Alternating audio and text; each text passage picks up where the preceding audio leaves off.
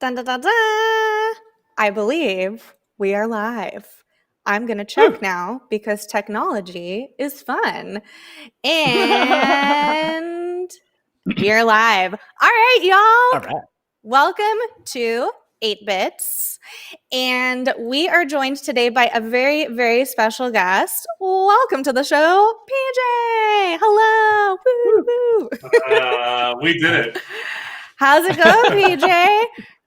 Oh, I'm alive and well. Today's been a good day so far. I got to skateboard. It's way better than last night because last night our roof was leaking, and so that was a very Ooh. fun situation. Oh no. Well, Yeah, I'm very jealous. It's great. Not of the roof thing, but I'm jealous because I want to learn how to skate. So it's too bad you're not on this coast to help out. But before we get too much into skating and roof leaks, tell the lovely humans at home who you are. Hi, I'm PJ, and I'm on the internet right now because I am learning to code and trying to find a way into tech after about a decade of being a high school English teacher. And I am making this shift and challenge with the help of, and I need to know which way to point. Oh, I did it right, I think. Brandon, who is a great friend of mine, and he's a sort of unofficial mentor for me. But I am trying to become some type of developer or coder or person who works in technology, and this is the very, very beginning of that journey for me. Like, very beginning. I started 2.5 months ago. So it's new. exciting. And you have a Twitch channel, right? I do. Metzin around, Metzin around. Everyone always asks if it's related to the baseball team, and I think that'd be kind of weird if I had a last name named based on a baseball team, and this is my friend, Johnny Astros. Like, that's not a thing people do.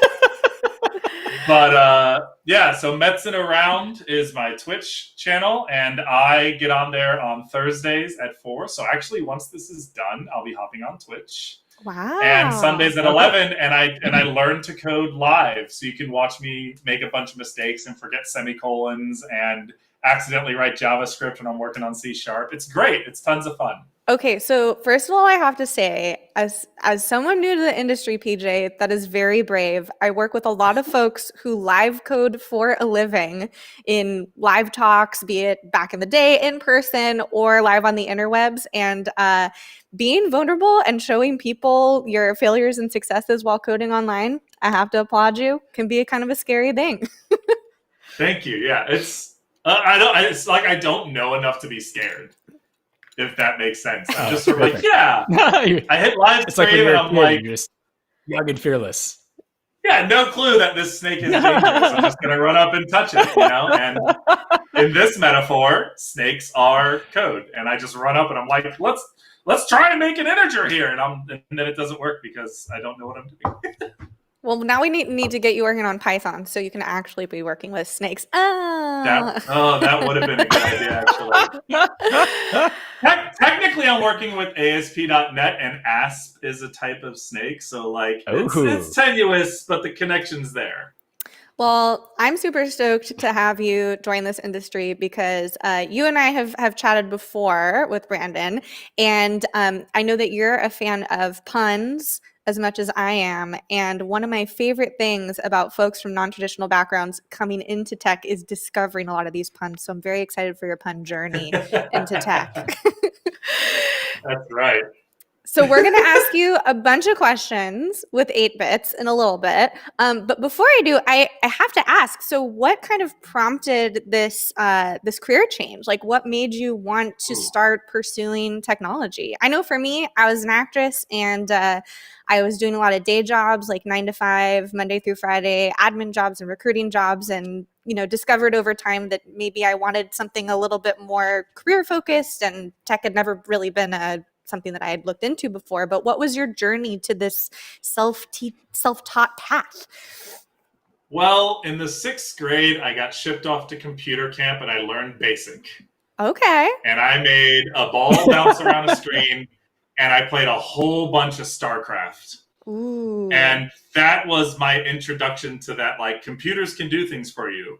But then it stopped dead in its tracks and I never did any kind of coding or tech work other than like messing around on a laptop that my grandfather gave me when I was like in the 10th grade or something. He was like, have this old laptop. It's 3 inches thick and it has 256 megabytes of space on it. Like, oh man, that's a lot of room for my Gundam pictures that I'm downloading. I'll never fill up that much space. Yeah. Yeah, my God. But yeah, tech's always been a thing I've enjoyed messing with and having around and doing stuff with. But as far as a career, my brain always, and something in my head always told me, yeah, but that's for math people. And you're a language person. And I was like, oh, well then that's it. I can just be a high school English teacher. And to be fair, I am super passionate about teaching high school English. I'm teaching AP Lang next year at my school, and I'm designing my units right now, and I'm doing a thematic grouping of units. I'm super stoked about that. But when I look at teaching, I guess I have to say it plainly, I'm never going to make a lot of money being a teacher. If I teach 5 classes a day, which is kind of full-time for being a teacher, the salary I get is not enough. And it's never been enough since I started teaching. So I've always done coaching and being a mentor for a club or doing something extra. Teaching a 6th class to get extra money is something I've done a lot of. We need to be paying teachers more. Look, and I even 100%. switched to a private school. The payment is the same, but I'm still this huge advocate for funding public schools more because every child deserves access to a great education, and you get a great education when you put more money into it. Absolutely. So I'm never going to make a lot of money, but I will continue to be an advocate for schools, even if I switch out of schools. So this past summer, spring, after coronavirus hit, I was having a lot of happy hours with friends, and Brandon and I's friend group from Melbourne, we all met in Melbourne, Florida, and then everyone's kind of like separated and gone different ways. We have friends living in Chicago and San Francisco and Colorado, but we can get together on these happy hours. And a friend was talking about, he was upset about the amount of money he was getting for his job. And he was like, I'm being underpaid by this much. And I was like, oh my God, you're being underpaid by how much I make in a year. And Brandon goes, PJ, if you ever wanted to like learn to code and like develop some skills that could get you into something better and higher paying, I'd be happy to sort of lead you in the right direction. And I was like, yeah. And then I drank like 3 more beers and had a bunch of whiskey. Because we had a thing in these happy hours when someone came in the room, you would grab your bottle of whiskey and drink. By the way, that's the thing that I was doing. I don't know if anyone else was doing it, but that was a hard and fast rule for me in the happy hours. So Brandon is basically the Henry Higgins to your Eliza Doolittle. He's like, I can take this young lady and make her into a programmer. Yeah, I mean, so yeah, I've known PJ. We've known each other for about 10 years now, and PJ's a good friend of mine, and he's always been a super smart, hardworking guy. And yeah, it's very unfortunate that we don't pay teachers what they deserve in this country. And I'm kind of hoping that more folks will recognize this, especially during the pandemic, with the amount of homeschooling essentially that we have to do for our children, and how much parents miss schools. It's like, yeah, well, imagine how much better schools could be because of X, Y, and Z. Yeah. But so PJ's always been a good friend of mine, super smart. If you have a master's in English, right? If I remember. So went to University of Florida. Oh yeah. Go Gators. But so yeah, when he brought it up, I was like, dude, you could totally learn how to do this. Like, you're definitely smart enough. And it just so happened to be that, it was during the lockdown, and I was bored out of my mind, had nothing to do. And so I was like, hey, PJ, if you just want to like hang out for a couple hours this weekend, we can start getting into some code. And he just took it and ran with it. It's been really impressive. So yeah, now PJ has he's live streaming on Twitch. I believe you're coding every day, which is probably more than most of us are coding, and even in the industry. And I was coding it's been really impressive. The moment this call started. It's been really interesting to see, especially with what we're doing here at Microsoft with the kind of global skills initiative to empower everybody to code and be able to learn for free online. We'll link to that below, that lovely video from Satya. But I've had a lot of friends who are actors and actresses and stage managers and folks who have worked in the entertainment industry have similar questions and wanting to kind of pursue this new channel. And I guess a question I have for you, PJ, is you mentioned something that I myself felt as well, which is like, ooh, programming, that's kind of a mathy like thing that's not me. That's not my brain. That's not my brand. That's not my brain. I don't see anybody like myself in this industry. So what was it that like ultimately made you kind of change your mind? Was it the pressure from Brandon? Because I know he can people. Or what kind of made that switch for you? Did you try something and it worked, or you like hacked into the mainframe? What was it? Yeah, no, I hacked the planet, and I had my 3.5-inch floppy that helped save the world. It was great. Yeah. How we all started. I did read an article, like before Brandon even really approached me, or around the same time, I read an article that said there's studies that are showing that language-centered brains or non-math brains can actually be better at programming because it's all words. Yes. And understanding how the words relate to each other. And so having a linguistic or a analytical, as far as language goes, background can actually be very helpful in learning to program. And then really the whole math brain, word brain, the sort of left-right, creative versus analytical, I think that that's a thing that we tell kids to make them feel less bad about having trouble with something. And I think ultimately it's detrimental. Tons of studies have shown that if you tell kids, good job, you're so smart, you did so well with that, they'll be like, oh, I'm smart. So when something hard comes along, they don't want to work as hard at it. But if you tell them, good job, you worked hard at that, they'll internalize that the hard work is what's important. And when they come upon problems that are difficult, they're more likely to work through them. Yeah. So I do that a lot with my students. If I see something they've done, I'm like, oh man, you must have put a lot of hours into that painting. Or, oh, it's really cool, I like this paper. I can see where you put the work in on this. That's really cool to see you move from one thing to the next. As opposed to, oh, you're just so good at this. You're just naturally gifted. Growth mindset, y'all. Very important. I get similar questions too. I mean, because before I started working at Xamarin, I really hadn't done any mobile app development. And yeah, there was a couple people that I worked with. They're like, wow, you're such a natural. You're so good at it. And it's like, no, I'm coding all the time. Like when I'm not in the office, I'm coding. And like I was waking up, that was back when we had something called Xamarin University, where you could take live online classes. And the teachers were based around the world. So it was really cool because depending on your time zone, there was always a class available for you. But I wanted to learn it as fast as I could. So I didn't want to wait for that class to come to my time zone. So yeah, I was staying up till midnight or waking up at 4 a.m, 2 a.m to catch these classes. And yeah, it's a grind. But that's definitely something I've learned is you can do anything you want. It's just how much work are you willing to put into it, because you have to learn these skills. And the only way you get better, or at least for me, the only way I get better is to do that hands-on and get that firsthand experience.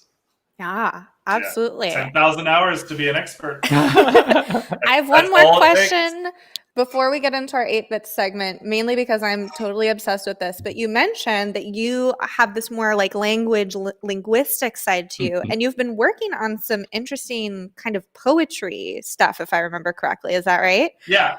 So I've always loved poetry. I got much more into it when I lived in Korea for a year and a half teaching English over there. There's a big expat community, and the expat community over there in Busan, where I lived, love to get together and do like creative shows. So there'll be musicians and stand-up comedy and poetry. And I've always kind of just written stuff, but I was like, I can't write poetry. And I just sort of decided I wasn't going to do it. I decided I was going to do these like short story.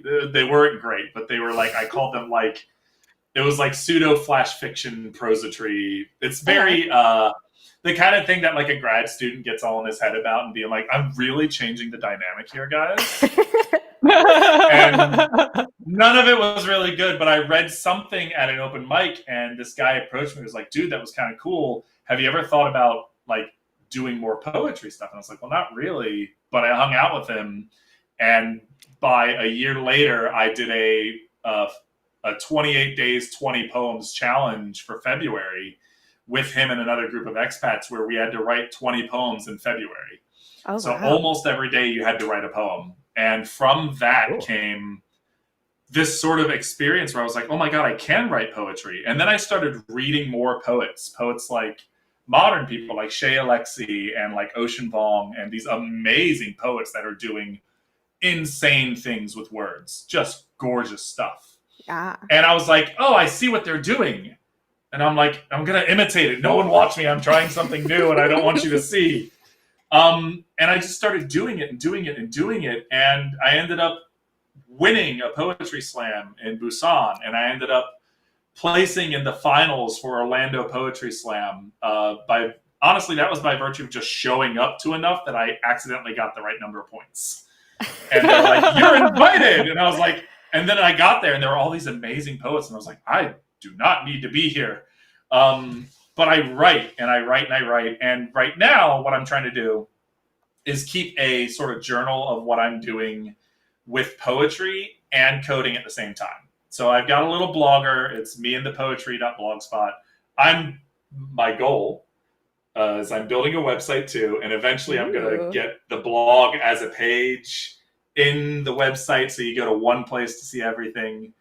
But that's a million years away right now. I just got the CSS on the website started the other day. And it looks bad on anything that's not a laptop.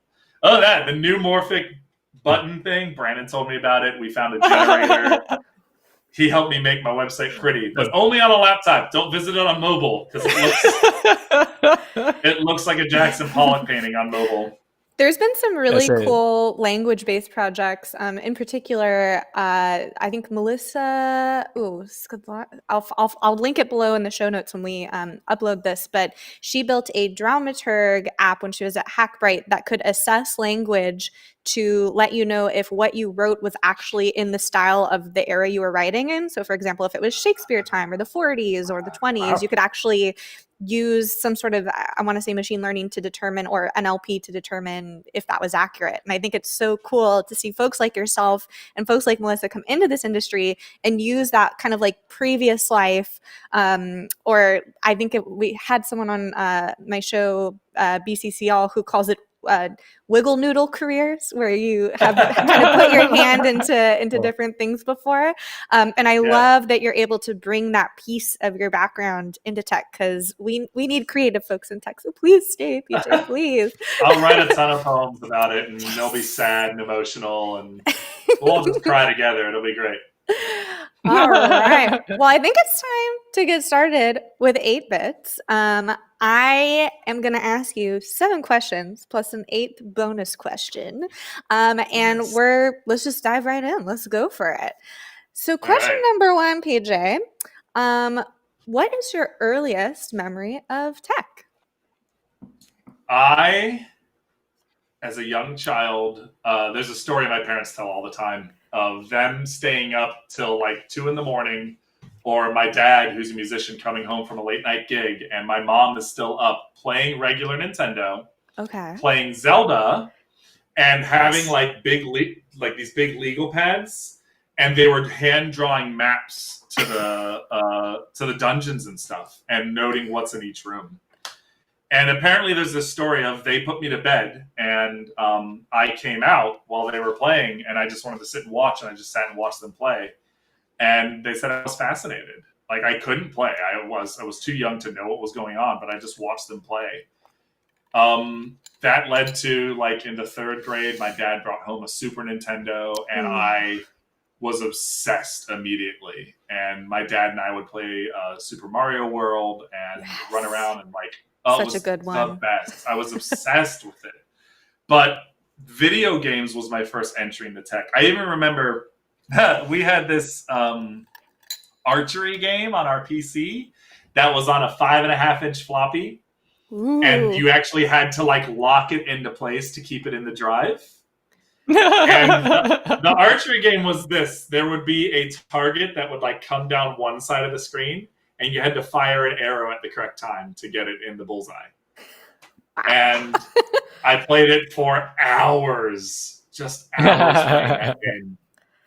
I loved it. So playing video games is definitely my early memory of tech. Going over to my friend's place to play Virtual Boy, having Mario Kart like tournaments in the neighborhood. Yes. As far as like outside of, I feel like that's a pretty common experience for a lot of people when it comes to tech.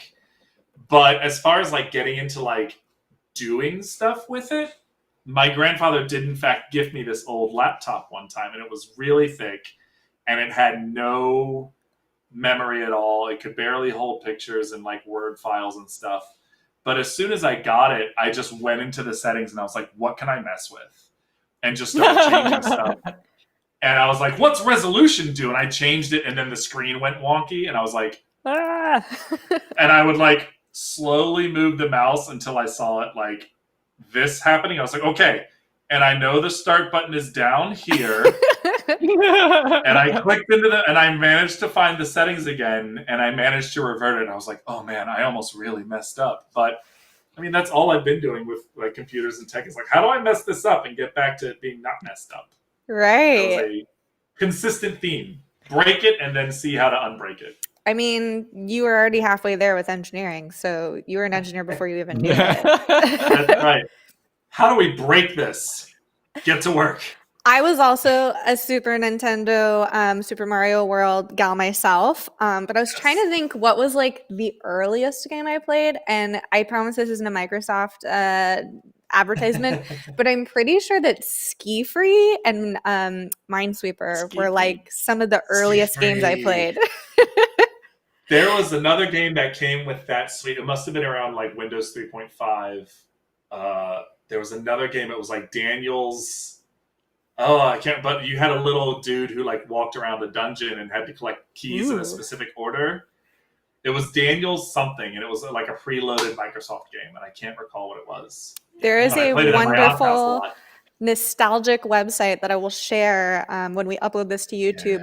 The creator of Ski Free has made about the history of Ski Free and all the fun little Easter eggs and things that have popped up with Ski Free. Cool. I love that little Yeti.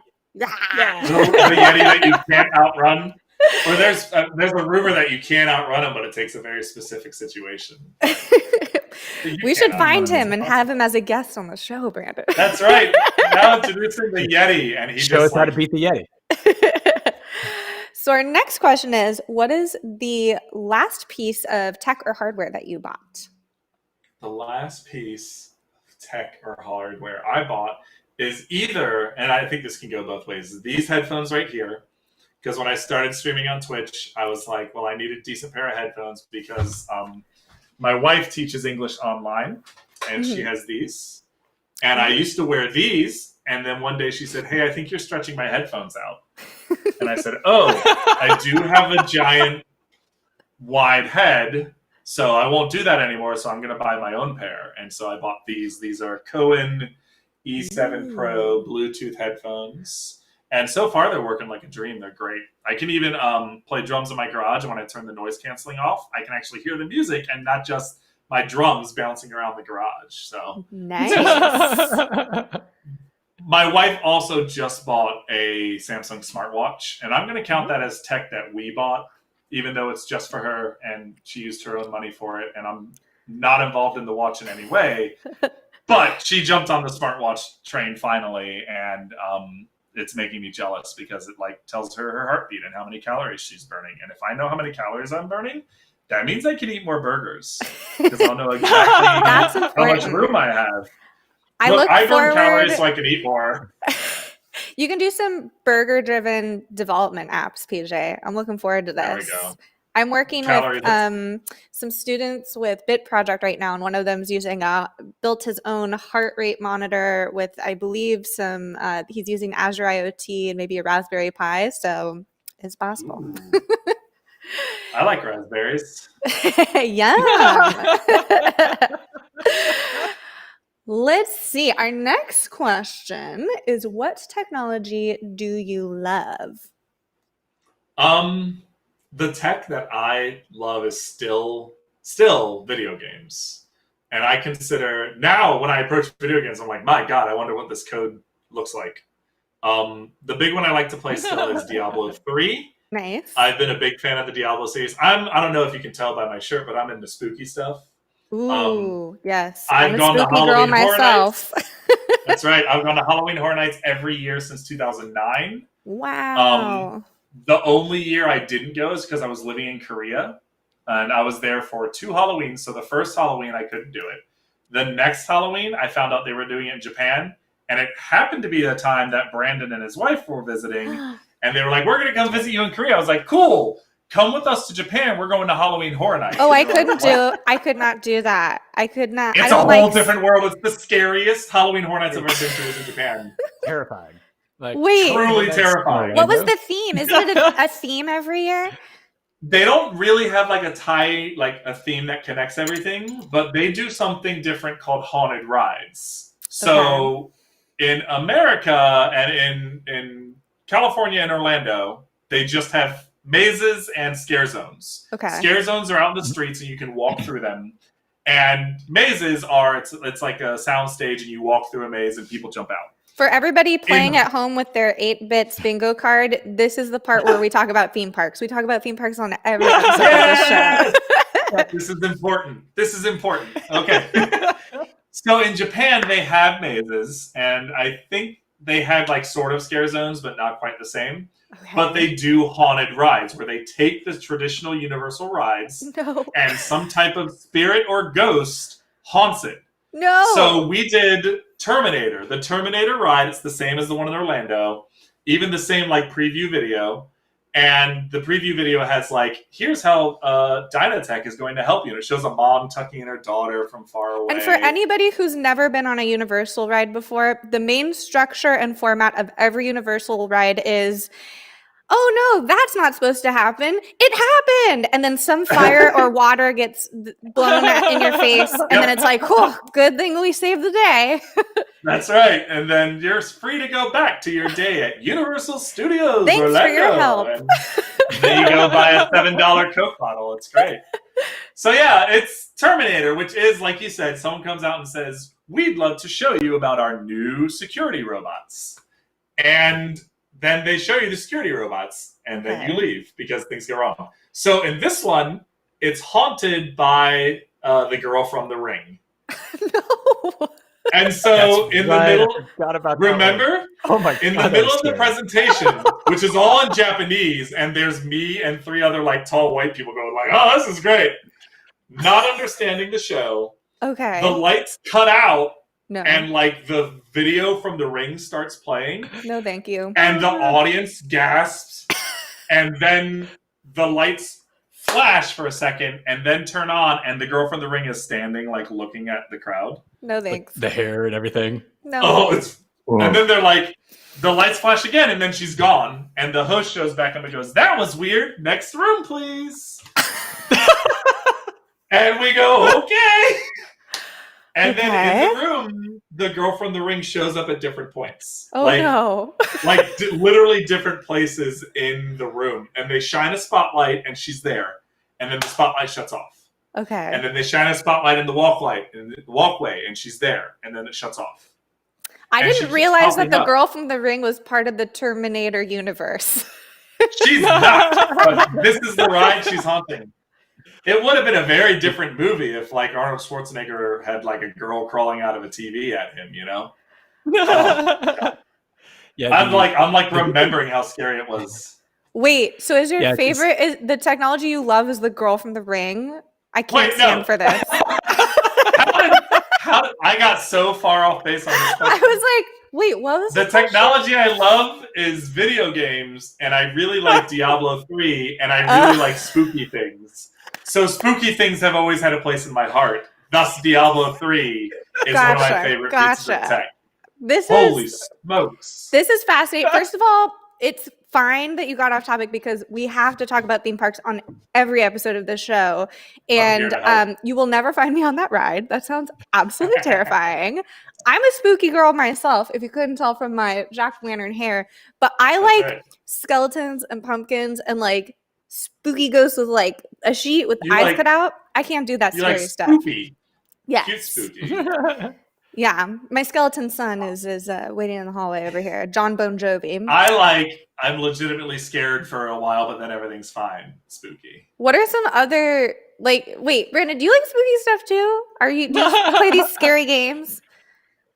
I do like. I know some people don't like watching scary movies, but yeah, I love them. As long as I know everything actually is safe, then I like that kind of escape of immersing yourself in a scary movie or a scary theme park where you're not really in any danger, but at the same time, like it still is just scares the crap out of you. Your fight or flight response is going.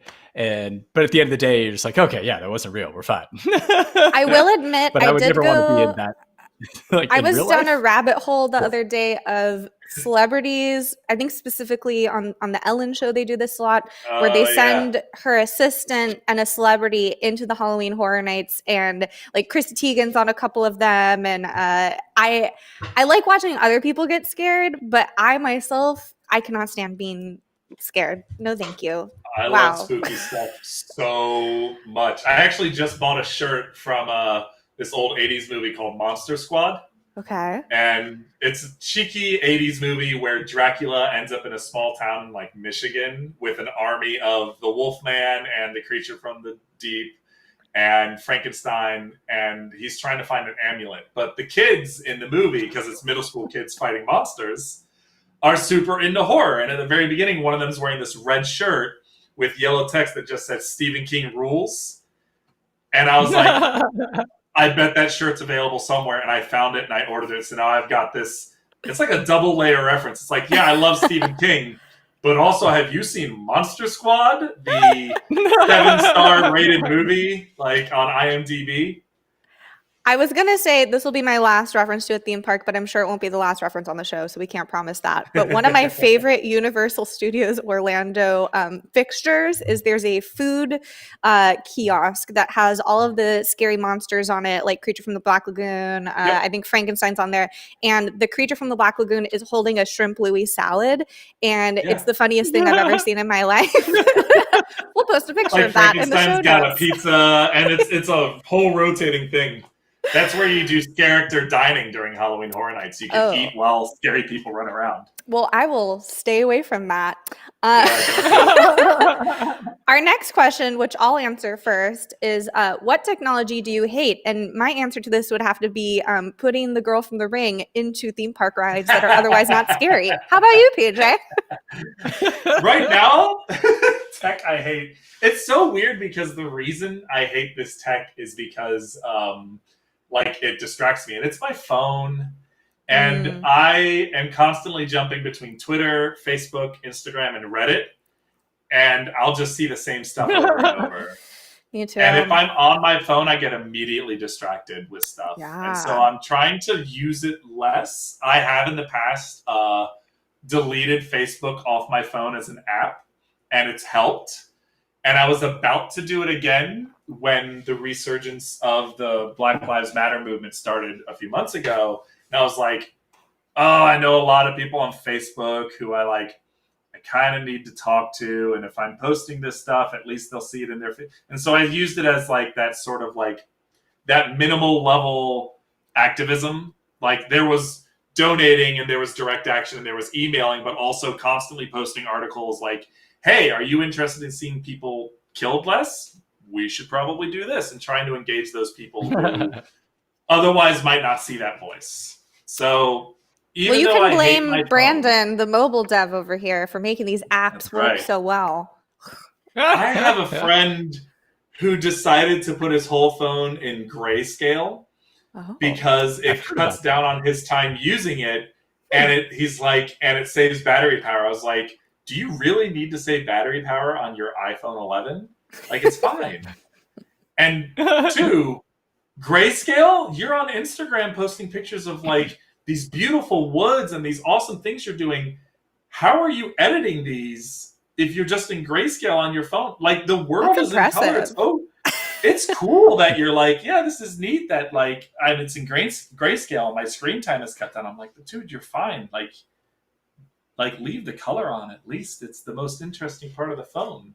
I think there's a That's in the kitchen. Portlandia sketch maybe where Fred That's in the Armisen kitchen. gets stuck in a loop of like checking all of his different notification apps, which is very relatable, especially when you're trying to stay Yes. informed.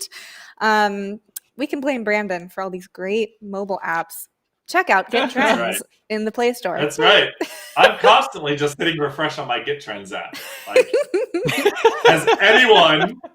has anyone here commented or added a branch to my credit card check that I did on Codecademy? No, you guys are not interested. All right, that's fine. Brandon, do you have a phone addiction as well? I feel like I'm trying to cut down my phone usage too, but maybe my battery is just draining a lot because I'm watching RuPaul's Drag Race every week and it's using up a lot of battery power. Yeah, I mean, this one's so yes, as a mobile app developer, I am tied to my phone because it's also what I do for work, and that's at least my convenient excuse, and also why I at least tell my wife that I always need to upgrade to the latest, greatest iPhone. That's right. Whatever you need to tell yourself, Brandon. Right. Like, I just want to play around with it, but if it's for work, then it's justified. But yeah, something I found during, particularly during the pandemic, is there's really nothing to do. We can't go to movies, we can't meet friends for dinner anymore, and I've definitely found myself on my phone a lot more. And part of that is, like you said earlier, Chloe, just staying informed. There's so many new things coming out every day, and trying to stay on top of everything, because a lot of it is also directly related to our public safety. So it's like, hey, we learned something new about the virus. You shouldn't do this anymore. It's like, okay, good to know. But is that really all I'm doing? No. Yeah, I'm scrolling Reddit, Facebook, Instagram, Twitter, all the things. And yeah, a lot of it's just sheer boredom, really, because there's only so many Netflix shows you can watch. There's only so many YouTube videos you can stream. And yeah, you just need that. You need that break. And so I've been trying to fill these holes personally with coding and projects. So while I do a lot of coding for work, projects like this Get Trends app that I can work on in my spare time, or I've been working on adding this new feature that I'm pretty excited to roll out soon. Spending just way more time than I should have on little features like this. Like, I showed it to my wife the other day, and it's basically, so in Get Trends, it shows you all of your repos and how many stars, forks, views, clones each repo has. And I realized, I was like, I would love to know what the totals are. So add up everything for all my repos. How many total stars do I have? Or how many total forks do I have? And nice. So I've been playing around with the Android app, putting one of those floating buttons in the corner that you can tap, and then it'll explode out. And when it explodes out, it'll show you the totals for your stats. And I was telling my wife, I was like, if I was doing this for work and somebody told me to build this, I'd be like, that's way too much effort for just this little tiny feature that maybe somebody uses once. I was like, but I'm here for it. I was like, I have nothing else to do. Right. And I am happily devoting days of my life to this. See, that's me with my Animal Crossing island. I'm like, do I need to put all these automatic toilets in a row so when you walk by them, they all open like they're bowing to you? No, but am I going to do it? Yeah, I'm going to do it. In a way, is it necessary? Absolutely not. But am I going to do it? Absolutely yes. Yeah. Well, PJ, have you dabbled at all in like Android development or mobile development yet? Honestly, I am so brand new to this that like trying to get into anything other than what I've started with right now is too much. Like like I said earlier, I'm designing an AP language class. Well, not from the ground up. I've got a lot of like, obviously it's AP Lang. It's been taught for however many decades now. But I want to make sure I'm doing a good job because it's my first time teaching AP. I'm getting ready by reading a bunch of books for that. I'm getting ready by designing my syllabus and making sure I can find stuff I need for that. Sure. So right now, learning to code, and I just re-completed the C# module on Codecademy because they added lists and link. Ooh, fun. Fun. LINQ is link, right? I'd say it correctly. Yep. So I just finished that, and now I just found out they have a skill course where you can do ASP.NET, and that's what I'm using to build my website. So I was like, oh, this is literally relevant. So I'm doing that. I also have a web development course that I'm doing on Codecademy. So at any given moment, I have so much going on that if someone was like, you should try making an app, I'd be like, you should try shutting up. I'm busy.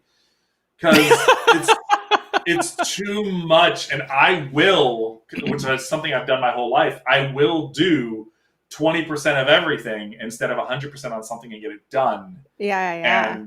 And it's important to multitask, but I am absolutely very capable of overloading myself with too much to do, and I've done it before. So I have to be careful. I haven't done anything with mobile yet.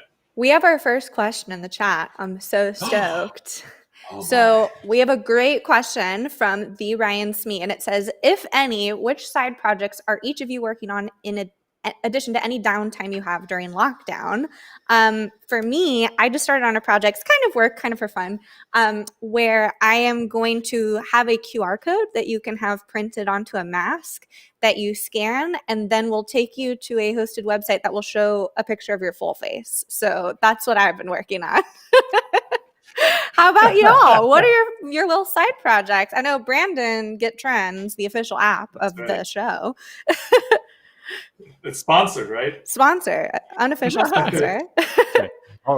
All the $0 I've made from this free app go to sponsor. That's right, man. That's right. The only project I have is your new favorite poem, which is ynfp.net. And that's a list of poets and poems that you might not have encountered. Most people encounter poetry in a high school classroom, and then that's it. Yeah. And they'll encounter poets like Langston Hughes and Emily Dickinson and Walt Whitman. And those poets are amazing. But everyone kind of encounters the same poems. Yeah. And I think it's cool to expand your idea of what is happening in the poetry world. So I've collected a bunch of modern, and by modern, I mean like, 1970s and onward poets. So not just the Jabberwocky poem from Lewis Carroll. Exactly. Yeah, you don't just have to read some Walt Whitman, and you don't just have to read Keats or Yeats or Ode to a Grecian Urn. There's great stuff happening out there. So I pick poets that I like, and I have each poet with 2 poems right now and a link to poems that you can read by them online. Nice. This is going to be a long-term project for me where I'm slowly making it better and better and better and better. So anytime you go to it, it's going to be very heavily under construction. Like I don't know that I've put out a finished product on this yet, and it's been a Does month. Anybody ever really put out a finished project? I don't know.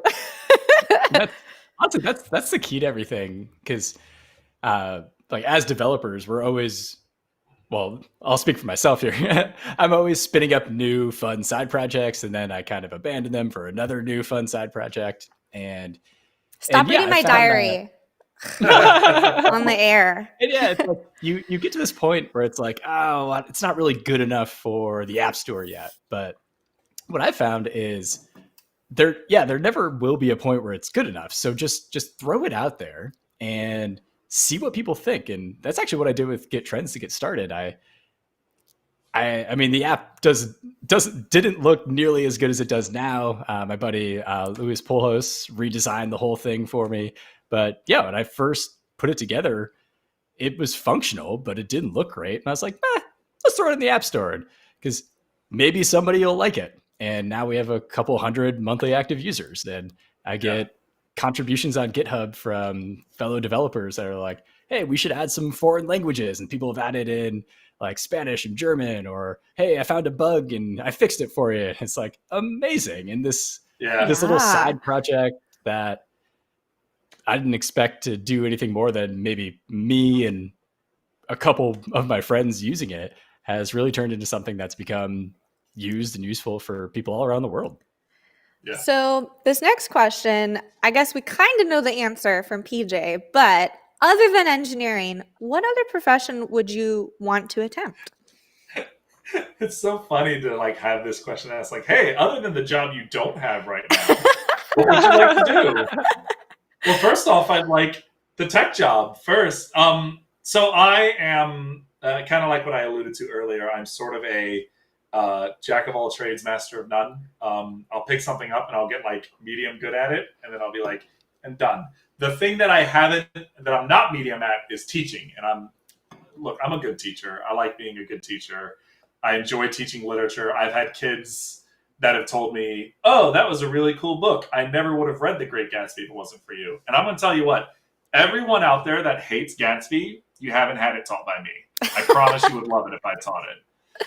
But if universal basic income was a thing, Mm-hmm. and if I did not have to work to eat, I would probably be a musician, to be honest. When I was 17 and getting ready to go to college, I was like, I'm going to major in music and I'm going to minor in business so I can be in the music business. And my dad, who is a working musician, was like, I mean, you don't need to do either of those things if you want to be a musician. And he was kind of like, I would recommend going to school for like an academic thing and keep doing music on the side, because you can always play music for fun and you can get as good as you want at it for fun. And that's what I did. I did marching band, and I did basketball band, and I joined a metal band here in Orlando for a while, and then I was in a ska reggae band in Orlando for a while, and I have a drum set finally permanently set up in my garage that I can go play almost whenever I want. If someone was like, your bills are paid, what do you want to do? I'd be like, I want to play music and I want to gig around, you know? It's just a matter of time before we see a music app from you. Like, I'm feeling it's it. It's going to be like a better version of like the virtual drum set. Yeah. I'm working with some students right now, and one of them's actually using the Spotify API and the Microsoft Face API to detect your emotion from that photo and then recommend a playlist based on how you look emotionally in the photo. So there's some fun stuff you can play with out there. Cool. I like it. And did the two of you meet because of music? Is that correct? No. But we like accidentally had these like shared musical experiences. Ah, nice. Yeah, we both lived in a small city in Florida called Melbourne, Florida. And I can't speak for today, but at least when I first moved there 10 years ago, it was mostly a retirement / engineering community. So but O-Town performed there, so it was pretty hip, right? That's right. It's really Melbourne's claim to fame is that O-Town was there. And so yeah, in Melbourne, there's not a whole lot of people there weren't a lot of people who were my age at the time, like early 20s, fresh out of college, and we're the ones who were all we were there for new jobs. So we're working at this engineering company called Harris, and yeah, so we all ended up finding each other. And if you were kind of in that community, you eventually ran into each other, and that's how PJ and I met. So kind of through friends, and then kind of discovered like, oh, we went to the same college and we both love music and drumming, and just kind of took off from there. I'm picturing like the sea of people partying at a Dave Matthews Band concert, and the two of you across a crowded room finding each other. All right, next question. If you couldn't guess it already, what profession would you not want to attempt? So one of the reasons that I want to move into tech out of education is because in education, there's not a ton of room for growth. You're a teacher or you're an administrator.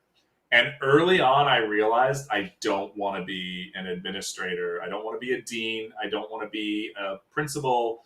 And that's mostly because I find that working with teenagers is pretty easy.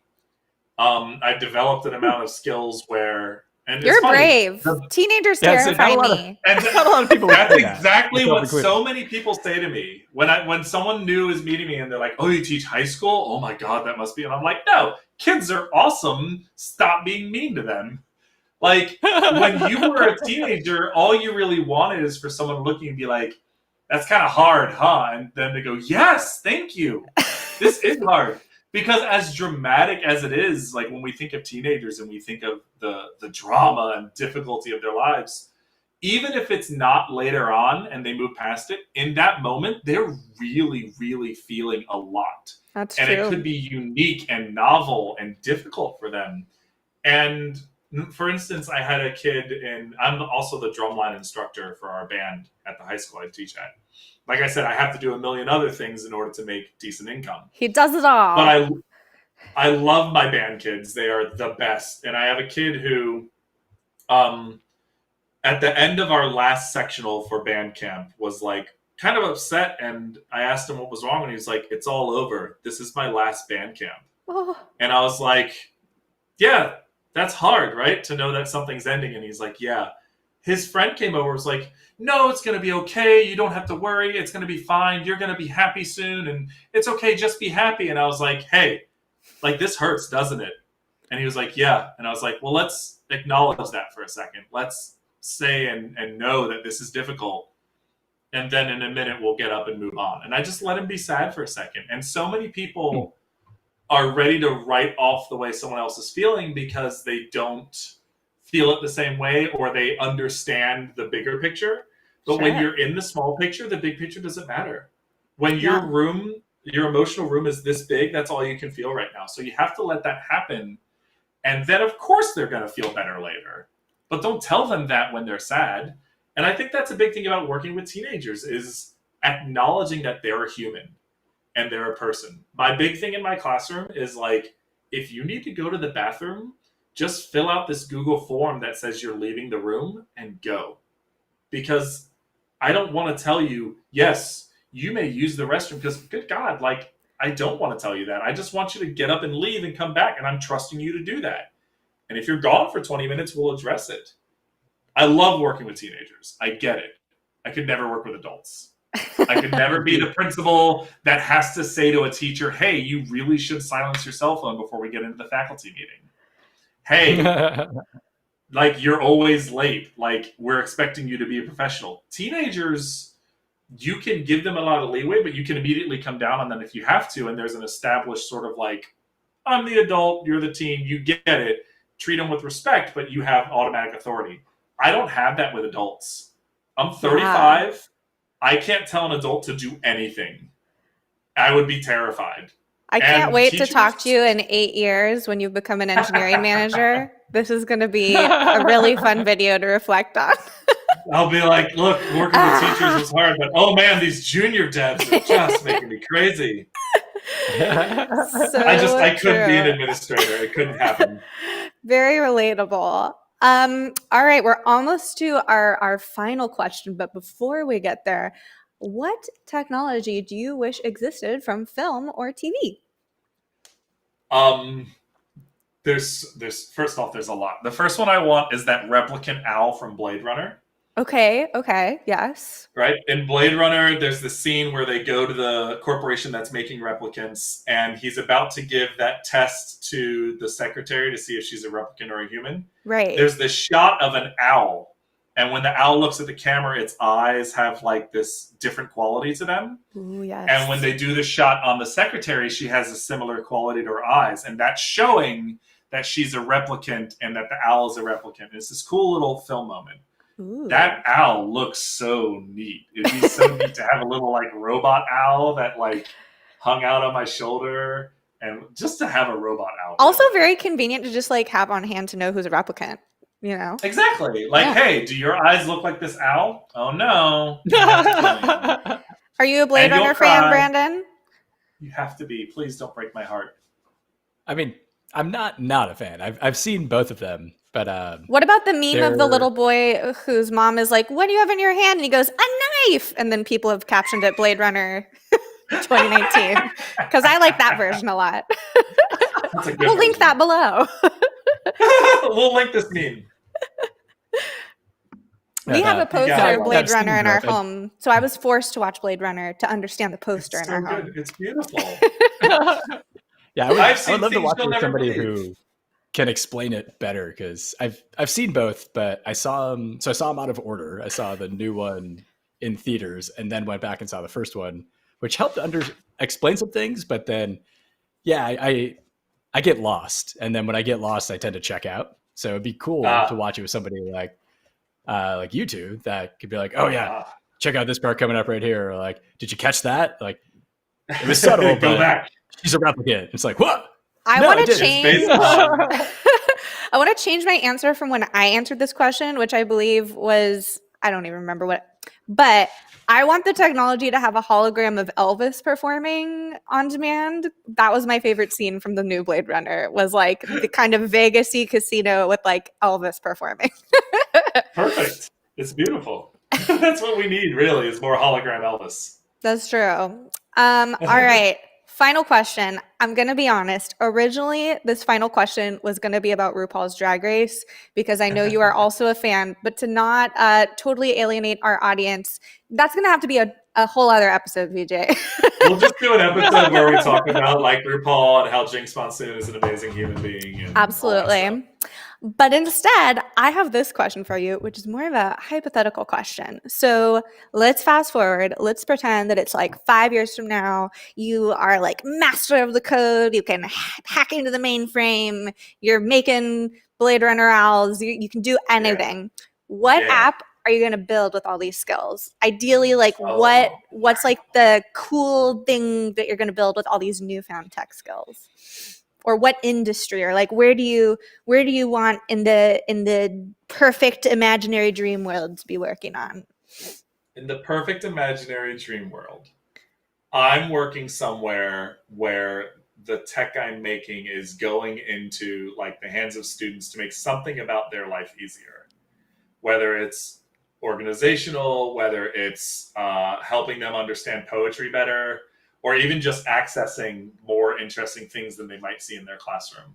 So, there's always someone on YouTube that's there to explain like math. Like when you don't understand quadratic equations, you can get on YouTube, type quadratic equations, and someone is going to walk you through it, and you can find 800 videos of that.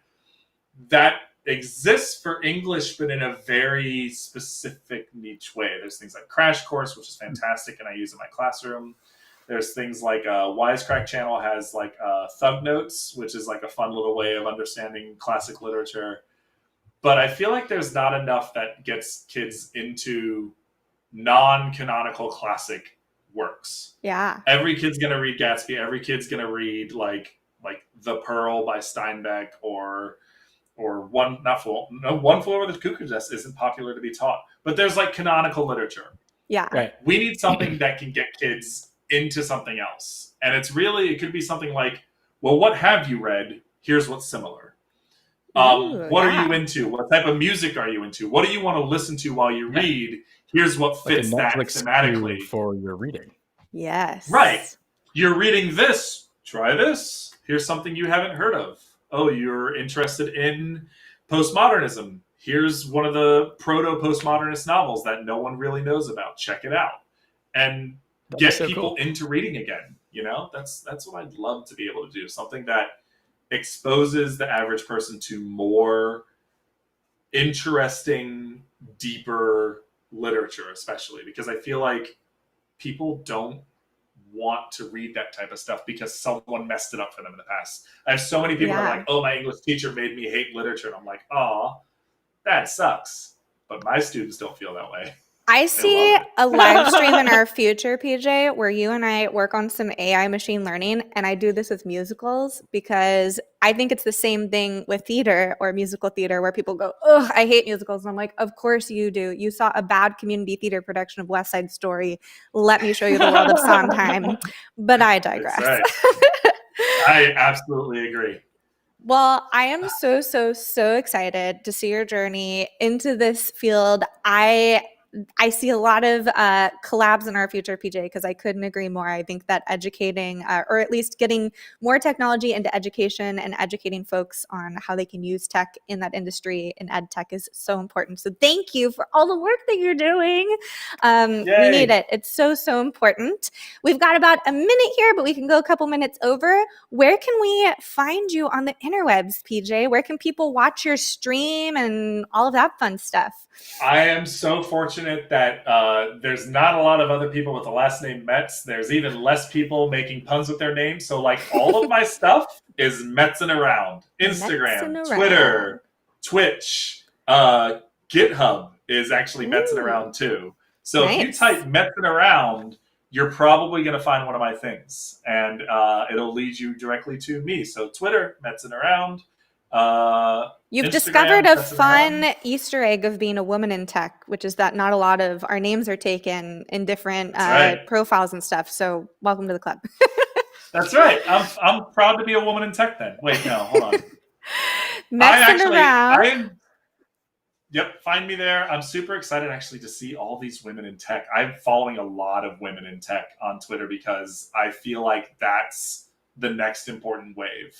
Yes. Is getting more non-traditional backgrounds, more like just different people, different experiences in tech. Absolutely. So that's the future for sure. I'm super stoked about all of that. I love all y'all on Twitter. Yay. Well, I'm very, very stoked to have you join this club of code newbies with creative, non-traditional backgrounds. Brandon, as always, I'm assuming folks can go check out Get Trends and Code Traveler on Twitter. Ding. We'll link it below. And that has been 8 Bits for the day, y'all. Any parting words before we get going? Support women in tech, support Latino and Latina people in tech, support Black people in tech, support non-traditional people in tech. Do it, because the only way things grow is to get more people involved. Amen. Love Can I it. get an amen up in here? Amen. Amen. And with that, we will end the show. Thanks for joining, y'all.